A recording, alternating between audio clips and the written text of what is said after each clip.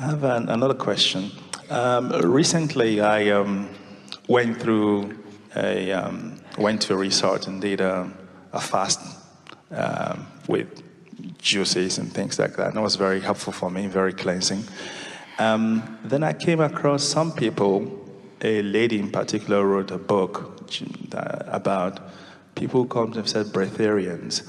I'm kind of curious because during the trip, the cruise to Alaska, there was a lady who asked a question about sleep and said, do we really need sleep? And it turns out that Abraham's answer was that, well, it's actually resistance that produces that well, the greatest value of sleep, you don't need sleep to rest. You're resting while you're sitting here. But the value of sleep is that you withdraw your consciousness from the things you're fussing and worrying about, and it gives and allows your vibration to raise to the frequency of who you really are, and it's just refreshing for your body when you allow that for an extended period of time. But you could refresh yourself as well with steady doses of appreciation or meditation. It's the releasing of resistance that you're reaching for. What about food?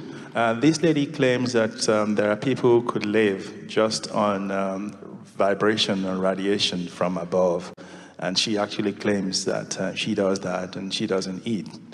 That seems to be, I don't know what to make of it. Are there people, is it possible to live without food? We have to say that if your time-space reality has the wherewithal to cause a desire to be born within you, that your environment has the wherewithal to give it to you. In other words, there are plants that receive everything that they need from the air. They don't even need a stream moving through their roots. In other words, they get it all from the air. And we think that while it is an extreme proposition and one that the idea of would cause more resistance than anything else, than it would help really, there is not that the statement or theory is accurate, because you have the ability to receive whatever you are wanting, and in absence of resistance you can receive it in ways unimagined by others. So the answer is, if you want it and believe it, then it can be.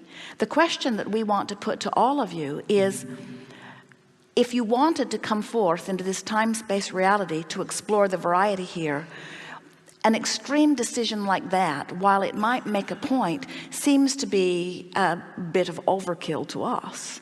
In other words, you've come with a body that enjoys the replenishment that this environment can give it. But anything that you desire is possible. There are no exceptions. If you want it and can match it vibrationally, it can be.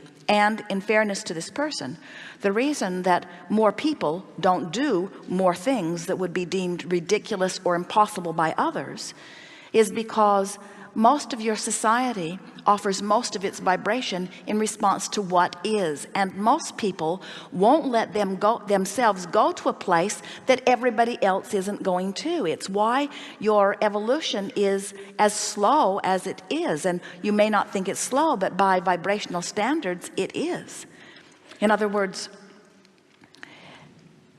future generations will benefit by the contrast you are living and putting into vibrational escrow. We don't think you should have to croak or be part of a future generation in order to benefit by what your desire gives you.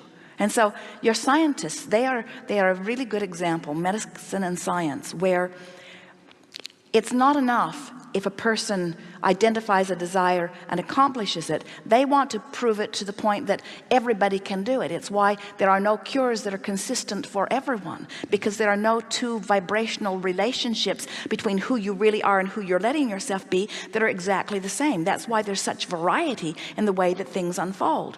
And when you're part of a society that insists that not only do I want it and believe it, but you need to believe it too. Esther teases Jerry a lot. In fact, it's something that comes up between them often. Esther will have an idea of something that she believes is the right approach to it, but she's not satisfied until Jerry agrees with her. It's like his agreement is so important to her, and he will say, why does it matter to you what I think? And Esther will say, maybe because it makes me sure that I'm right, if you agree. The other day they had a very interesting discussion about the word bi-weekly, and Esther said, well, twice monthly is a better word because it just says 2 times a month.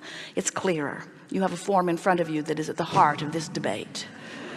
And Jerry said, but doesn't bi-weekly mean the same thing? And Esther said, well, maybe it does, but maybe it means something else. And so they looked it up in the dictionary, and it meant what Jerry thought, and it meant what Esther thought. It meant what they both thought. And Esther said, I don't know, it's not nearly as satisfying when we're both right. I suppose I really wanted you to just be wrong.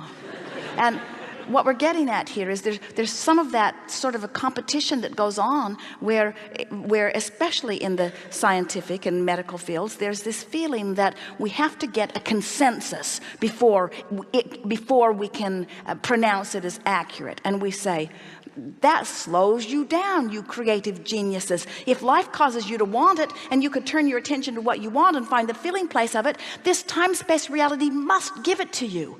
No matter what anybody else thinks, but because you do care what they think, it messes up your vibration, and it keeps you from being true to who you really are and to what you have evolved to. And so that's why